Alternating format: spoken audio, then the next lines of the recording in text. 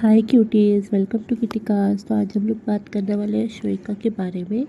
तो शोइका का जैसे कि व्लॉग आया है, चांद मुबारक, रमज़ान मुबारक, ईद मुबारक। लेकिन रमज़ान जैसे इतने बिजी शेड्यूल में मुझे ये नहीं समझ आता कि पूरा टाइम इतना ज़्यादा हर चीज़ में एकदम मतलब बहुत ज़्यादा काम रहता है रमज़ान के टाइम पे, प्लस शॉपिंग।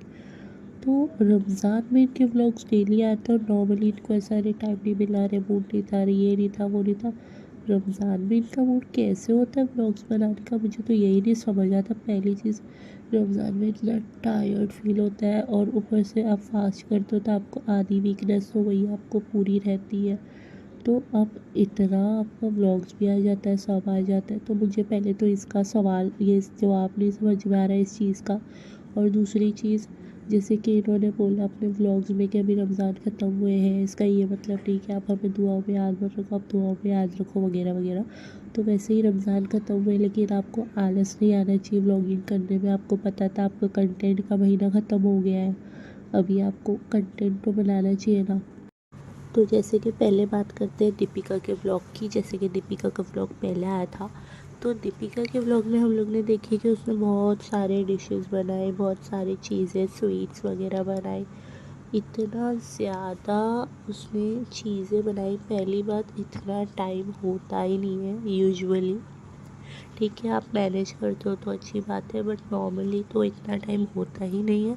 और दूसरी चीज़, आपने जो मेकअप का बताया कि ये 3 टाइप के मेकअप आप कर सकते हो वगैरह वगैरह, तो वो भी एकदम बेसलेस था। सॉरी टू से, ऑब्वियसली योर वर्ड्स, बट इसलिए बेसलेस था। जो नॉर्मली लेडीज़ होती हैं उनके पास इतना टाइम होता ही नहीं है पहली चीज़ कि वो इतना मेकअप वगैरह करे और इतना ज़्यादा इतने डिशेस बनाए, इतने पकवान बनाए। इतना तो टाइम किसी के पास नहीं होता है। ठीक है, दूसरी चीज़, जो उन्होंने इतनी सारी चीज़ें बनाई, उनके पास इतने हाउस हेल्प है इसलिए। और शुक्र है कि उसने एक्सेप्ट करा इस व्लॉग में कि हाँ निक्कू ने वो मदद करी वगैरह वगैरह। जो भी है उसने बस रेडी करा, बाकी डीप फ्राई ना ये ना वो सब उन लोग ने करे। डीप फ्राई से मुझे एक चीज़ याद आई, जब दीपिका ने अपने व्लॉग में फ़र्स्ट टाइम एयर फ्रायर के बारे में बताई थी, तभी ही थोड़े भी नहीं, समझ लो नेक्स्ट व्लॉग में ही सनी ने भी अपने व्लॉग में ये एयर फ्रायर के बारे में बताया था। मतलब ये लोग अभी छोटी छोटी चीज़ों को लेके भी कॉपी करने लगे कि मतलब कुछ भी स्किप नहीं होना चाहिए।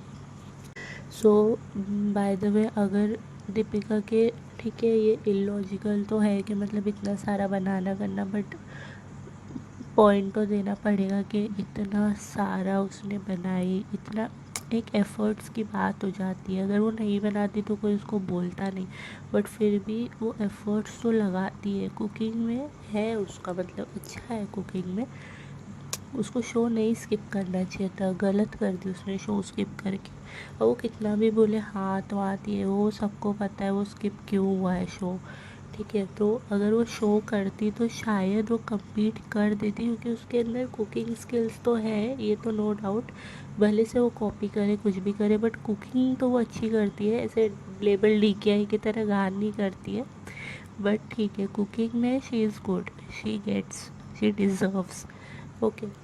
सो आगे हम लोग ने देखे उनके व्लॉग में कि मतलब वो रूहान को लेके जाती है भारती के बर्थडे पार्टी में वगैरह वगैरह। तो ये मुझे लिंक नहीं समझ आई। अगर आप ठीक है भारती के बर्थडे में गई, वो तो आपको बुलाया था आप गए, वो नॉर्मल है। बट अगर आप कंसिस्टेंट रहोगे तो आपको कोई काम क्यों नहीं देगा, पहले तो ये बताओ। तो अगर आपको काम चाहिए तो आपको कंसिस्टेंट भी रहना पड़ेगा ना। अभी आपको अगर सपोज़ इन्होंने लाफ्टर शेफ़ ऑफ़र कर दिए, सपोज़ करते तो अच्छी बात है, नो डाउट शी इज़, मतलब ठीक है कुछ भी करे, बट उसको टीवी पे देखना अच्छा ही लगता है, कैसे भी कुछ भी करे वो। बट वो कम बैक कर नहीं पा रही है, वो बात अलग है। तो मेरे बोलने का मतलब सिर्फ इतना है कि अगर तुम टीवी पे काम करना चाहती हो तो तुम कंसिस्टेंट क्यों नहीं रहती हो। तुम कंसिस्टेंट रहोगी तो तुमको काम कैसे नहीं मिलेगा, पहली बात। और दूसरी चीज़ ये आ जाती है कि अगर तुमने मास्टर शेफ़ छोड़ा है तो उसके बाद कोई भी आपको अपने काम में लेने से पहले सोचेगा कि अगर इनको बीच में कोई तकलीफ़ आ गई। और ये बहुत सिली रीज़न था। मस्ट से मेरे को बहुत बोलना पड़ेगा, सीरियसली ये नहीं करना चाहिए था। एक तो तुम्हारा 4 इयर्स के बाद वो तुम समझते हो कि कमबैक था, जो कि कमबैक तो था नहीं। ऑब्वियसली तुम कंसिस्टेंट तो थी, भले से टीवी पे हो या वो फ़ोन पे हो, ब्लॉग्स पे हो, यूट्यूब पे हो, जो भी हो, बट आपको लोग देख रहे थे, आपके बारे में अपडेटेड थे, आप काम कर रहे थे। इनडायरेक्टली और डायरेक्टली आपने कोई ब्रेक लिया होता तो आप ब्रेक में बैठे बैठे ब्रांड्स लॉन्च वगैरह वगैरह नहीं करते, ठीक है। तो अगर आप चाहते हो आप टीवी पे आओ वगैरह वगैरह, तो आपको इतनी बड़ी अपॉर्चुनिटी मिली थी। एटलीस्ट आप शो से आउट होते ना तो शायद आपको दूसरा काम मिल सकता था। आप ये बारे में सोचना कि ऑब्वियसली अगर आप आउट होते तो कोई ये तो नहीं है कि अरे नहीं आउट हो गए तो आपको तो अब कुछ काम नहीं मिलेगा, अरे आप हार गए, नहीं। लोगों को ये दिखता है कि हाँ, अगर आपको लोग पसंद कर रहे हैं, अगर आप वो शो से आउट हो गए हो या अब आप फ्री हो या आपको लोगों ने इतना देखे हैं, तो आपको दूसरा काम मिल सकता है, एक्सपेरिमेंट्स कर सकते हो। बट आप ये कोई सल्यूशन नहीं था उस चीज़ को स्किप करना। मुझे तो नहीं अच्छा लगा कि उसने वो आपको वो शो नहीं छोड़ना चाहिए था। वो आपने छोड़े ना, अगर आप आउट भी होते ना आपको और अपॉर्चुनिटीज़ मिलती है, एक्सपेरिमेंट करते रहो।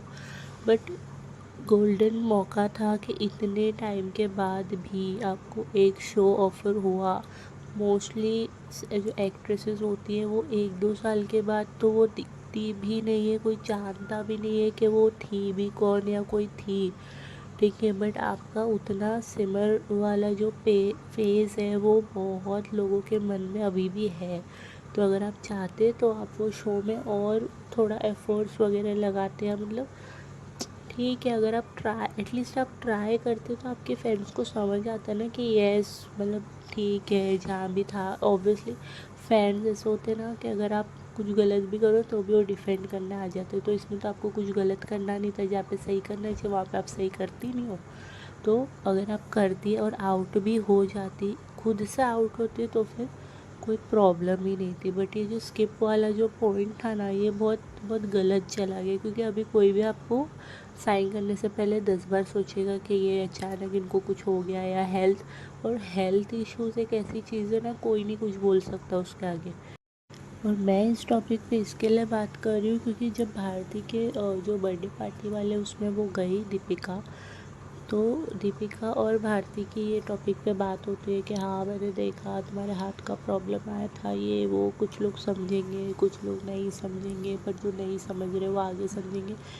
देखो इसमें बात ये नहीं है कि समझना और नहीं समझना, इसमें तुम्हारा लॉस हुआ है, इसमें ऑडियंस का लॉस नहीं हुआ है, ठीक है। तुमको ऐसे लगा कि नहीं इस तरफ ज़्यादा पोटेंशियल है या रमज़ान के व्लॉग्स आपके ज़्यादा चलते हैं, जो भी XYZ आपका रीज़न था, बट आप ये तो नहीं जस्टिफाई कर सकते ना कि मतलब जो आप चाहो वो ही ऑडियंस चाहे।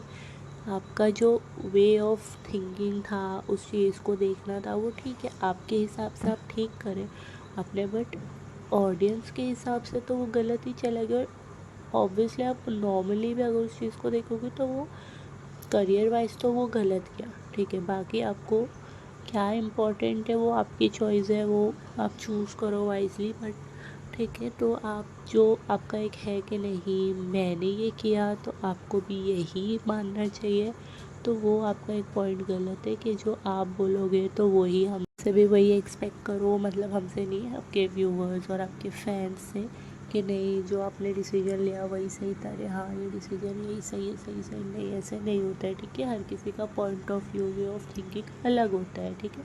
तो हर कोई अलग तरीके से सोचता है, तो हर कोई आपके साथ मतलब आपका जो डिसीजन है उसके साथ सहमत नहीं हो सकता है, ठीक है।